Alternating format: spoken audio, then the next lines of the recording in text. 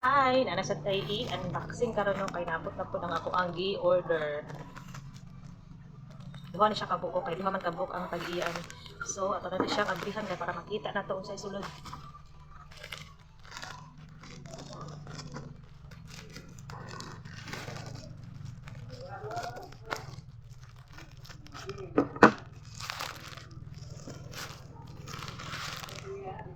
Notebook na siya ng higala akong gi-order sa online. I-orderan ako akong mga pinalanggang anak ng higala kay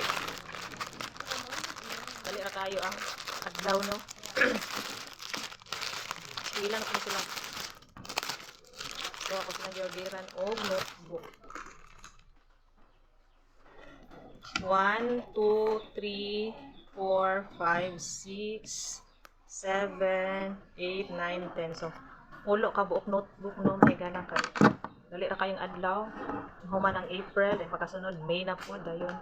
June, klase na po dayon. So, gianam-anam na ko ni siya og ano may gana ka ng palit ba kay dili na po mabulto tanan og palit ilang mga gamit sa pang-eskwela kay kanang wala tay budget. So, kanino gianam-anam na kog palit so karon notebook sa ako ang giandam para nila na yan.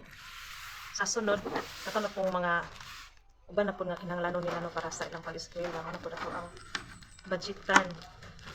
So, kaninong higala, ato na po ni siyang i-open para ma-open na dyan nato ni siya tanan.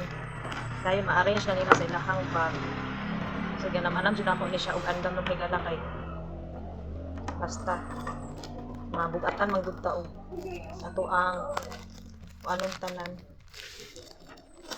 Mao ni siya nga ako gianam-anam og palit. So ako rin siyang gitigom-tigom nung higala, ako rin siyang gitiguman.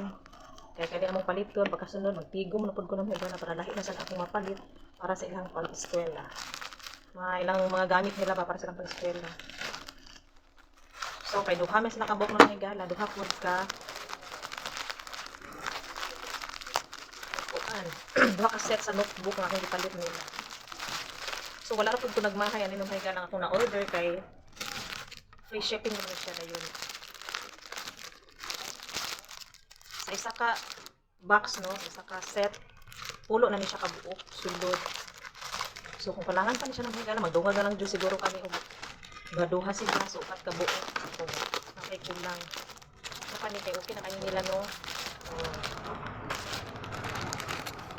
Pulo ka buok tapos okay pud ka siya ng higala kay yarn man ni siya good. Tinahi na siya. Nice po siya pagkatahi dayon ang iyahang is limpyo kayo ang sulatanan. So mara to, thank you for watching.